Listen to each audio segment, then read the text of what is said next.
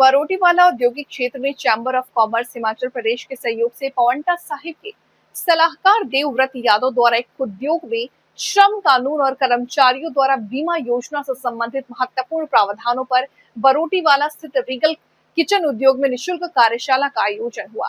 कार्यशाला में कर्मचारियों और कंपनी अधिकारियों को श्रम कानून को केवाईसी से जुड़े विभिन्न प्रावधानों की विस्तृत जानकारी दी। दरअसल क्या है कि अभी जो नया श्रम कानून लागू हुआ है, ये नवंबर 2025 से लागू हुआ है। इसके प्रावधानों पर आज चर्चा की गई है और इसमें मुख्य प्रावधान जो हैं, सबसे पहले तो जो वर्किंग आवर्स हैं, किसी भी उद्योग में, संस्था में, कहीं भी वर्किंग आवर्स अब 8 से बढ़ाकर 12 घंटे कर दिए गए हैं। 12 घंटे तक आप शिफ्ट लगा सकते हैं। इवन महिलाओं के लिए भी आप नाइट शिफ्ट भी लगा सकते हैं। उसमें कुछ सावधानी बरती गई है। एक तो सप्ताह में आप 48 घंटों से ज्यादा काम नहीं कराएंगे। महिलाओं के लिए विशेष तौर पर समय के लिए उनके बाथरूम वगैरह के पास लाइटिंग होंगे, सीसी कैमरे होंगे। जहां उनका वर्क प्लेस है वहां पर भी सीसी कैमरे होंगे और उनको छोड़ने और लाने के लिए प्रावधान हो, जिससे उनकी सुरक्षा रहे। दूसरे सबसे बड़ी बात है कि इसमें जो प्रावधान दिया है, एक फिक्स टर्म एम्प्लॉयमेंट। आप किसी भी व्यक्ति को एक निश्चित अवधि के लिए नौकरी पर लगा सकते हैं और उस निश्चित अवधि के दौरान यदि 1 साल पूरा हो जाता है तो वर्कर को या एम्प्लॉय को ग्रेच्युटी भी मिलेगी। उसकी यदि आपका 6 डे वीक है तो 240 दिन की हाजिरी होनी चाहिए, 5 डे वीक है तो 190 दिन की हाजिरी होनी चाहिए, वो इंटाइटल है। और फिक्स टर्म पे एक आदमी को आप 3 साल से ज्यादा नहीं रख सकते और 3 साल में भी उसको आपको काम बदल बदल के रखना होगा।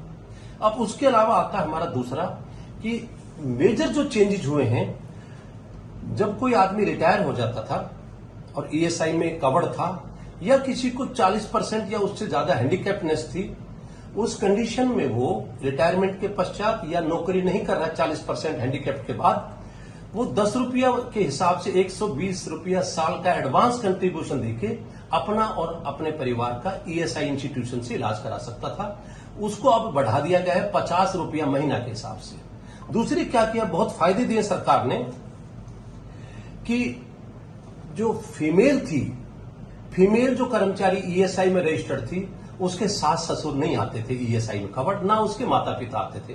अब बहुत अच्छा प्रावधान दिया है कि उसके सास ससुर यदि उस पर आश्रित हैं तो परिवार में आएंगे और यदि उसके माता पिता आश्रित हैं वो भी परिवार में आएंगे। और जो आश्रितता की शर्तें थी वो भी सरकार ने बढ़ा दी हैं।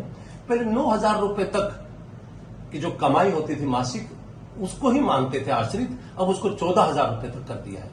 ईएसआईसी ने जो फ्यूनरल बेनिफिट था, जिसे फ्यूनरल एक्सपेंसेस कहते थे, अंत्येष्टि हित लाभ कहते थे, वो 15,000 से बढ़ाकर 20,000 रुपया कर दिया है। कन्फाइनमेंट बेनिफिट वो क्या होता है कि यदि किसी के वर्कर के जो ईएसआई में रजिस्टर्ड है, उसकी अगर डिलीवरी होती है और उसके आसपास 8 किलोमीटर के दायरे में यदि कोई डिलीवरी की सुविधाएं नहीं है तो उसको 7500 रुपए मिलते थे, अब वो 15,000 रुपए कर दिया है। इस तरह से बहुत प्रावधान किए हैं जिससे कि वर्कर को बेनिफिट मिले। अब तनख्वाह का है, 7 तारीख को तनख्वाह बांटनी ही पड़ेगी, जो ड्यू बोनस है वो देना ही पड़ेगा। और वीमन के लिए आपको जो अगर आप नाइट शिफ्ट लगाते हैं तो सुरक्षा प्रावधान करने ही पड़ेंगे। इसके अलावा और भी बहुत कुछ किया है।